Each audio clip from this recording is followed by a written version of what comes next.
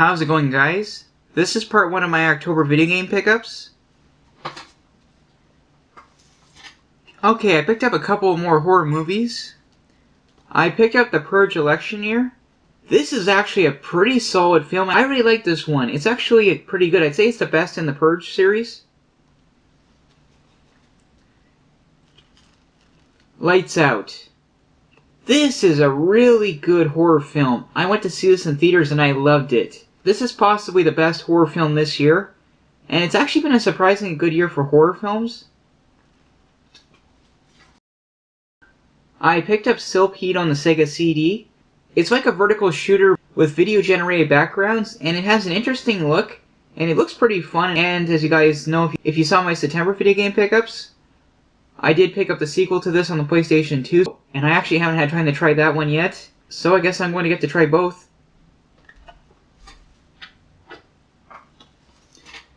This was a big surprise. This is Triggerheart Alexica for the Sega Dreamcast. I hope I did not butcher that name. This game is typically pretty expensive. I was able to get this brand new for a shockingly good price. Well, I didn't pay much for the game itself, but the shipping was unfortunately pretty bad. But even with the high shipping costs, I still got this for a steal considering this is brand new. I've never seen it sell brand new for the price I got it for. And I'm definitely looking forward to seeing how this one plays, because it looks interesting. I picked up Child of Eden for the Xbox 360. I do have this on the PlayStation 3, but since now that I have an Xbox 360 and the Kinect, I wanted to see how the Xbox 360 version plays. And some people say the Xbox 360 version looks a little bit better than the PlayStation 3 version, but I don't know if that's true or not, and I'm curious to see if that actually is true. I picked up Sonic Freeriders. This is a Kinect-only game, which actually requires the Kinect. I've played Sonic Freeriders Zero Gravity on the Wii, and I actually like that game, so I'm curious to see how this one plays.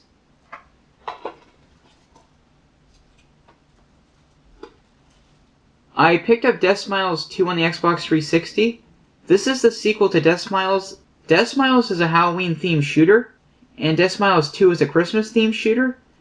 I really want to try this one, but unfortunately this game is region-locked to Japan, so I'm not sure what I'm going to be able to do. There might be a trick that might let me be able to play this in the North American Xbox 360, but I'm not sure if it works or not.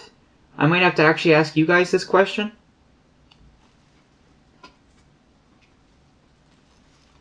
I picked up Duke Nukem 3D 20th Anniversary World Tour Edition.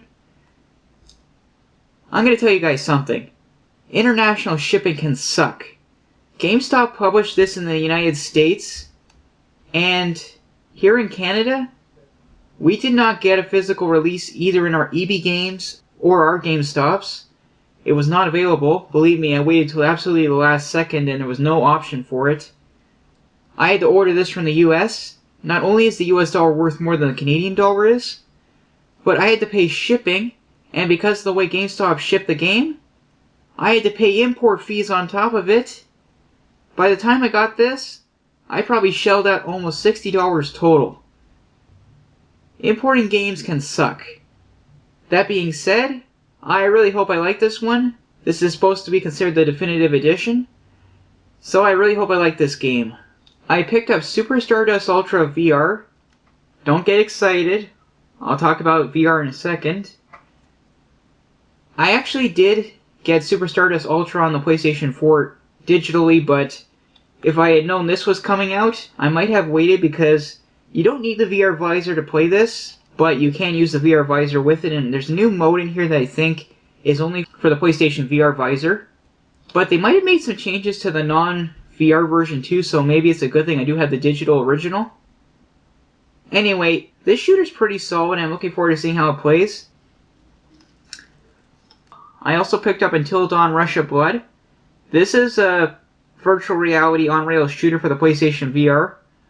This one, unfortunately, there's no way to play this without the VR visor, which does suck, because I really want to play this.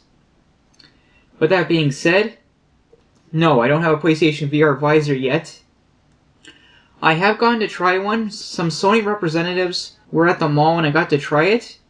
It's awesome, and I really wish I could get one right now, but it's just too expensive. I'm gonna have to wait.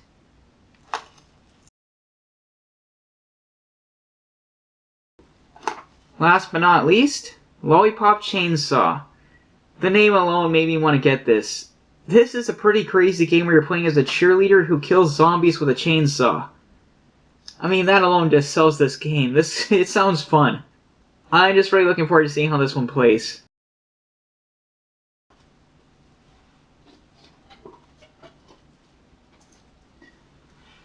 Alright guys, this is part 1 of my October video game pickups.